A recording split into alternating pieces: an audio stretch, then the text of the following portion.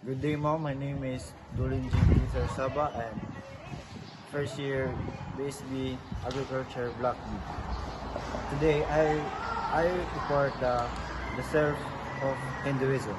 The Upanishads are key of Hindu scriptures that explore the philosophical concept. They contain the Hindu view of the self and the origins of the universe.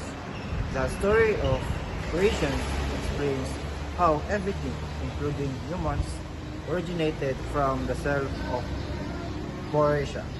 The story of creation, in the beginning, there was only the self, or Purusha, created a wife from himself.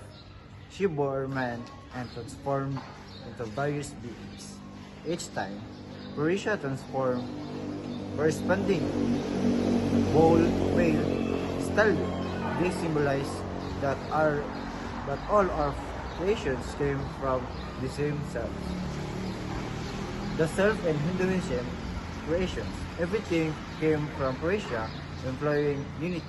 All beings are different from of the same original self. The transformation reflects the interconnectedness of all life. The concept of Atma, the self, spirit of or soul. It is the same self mentioned in the creation story. Atman is one with Brahman, the ultimate reality.